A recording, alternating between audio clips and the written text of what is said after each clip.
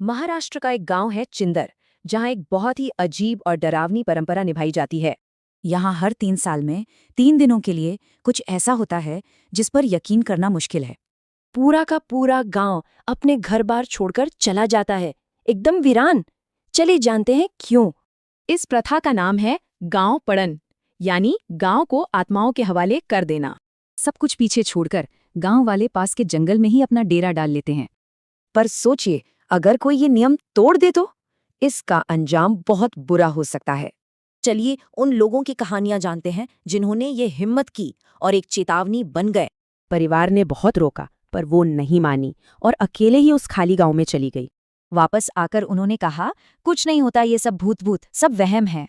पर प्रथा खत्म होते ही घर में एक साया दिखने लगा जो सिर्फ उन्हें ही नजर आता था। और फिर कुछ ही दिनों में रहस्यमयी तरीके से उनकी मौत हो गई। उनकी कहानी एक सबक बन गई। ये घटना बताती है कि गांव के इस नियम को तोड़ने का खतरा कितना भयानक है। तो सवाल ये है कि आखिर पूरा गांव ये खतरनाक प्रथा क्यों मानता है? जवाब है 500 साल पुराना। तो देवताओं, आत्माओं और इंसानों के बीच हुए इसी समझौते पर ये पूरा गांव टिका है। सदियों से इस समझौते का पालन हो रहा है, इंसानों और आत्माओं की दुनिया में शांति के लिए। लेकिन रुकिए, कहानी अभी खत्म नहीं हुई है। हाल में कुछ ऐसा हुआ जिसने रहस्य और गहरा कर दिया। गांव वालों को सोते देख उसने सोचा कि रात के लिए पास के शहर चला जाता है। उस बूढ़े आदमी ने उसे गांव का पूरा इतिहास और नियम तोड़ने वालों की खौफनाक कहानियां सुना डाली। अब यहाँ जो बात उस बूढ़े आदमी ने बताई वो वाकई में बहुत चौंकाने वाली थी।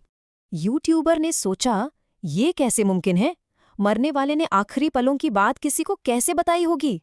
यही सवाल पूछने के लिए जैसे ही वो उस बूढ़े आदमी की तरफ मुड़ा, वो आदमी वहां था ही नहीं, एकदम गायब, जैसे कभी था ही नहीं।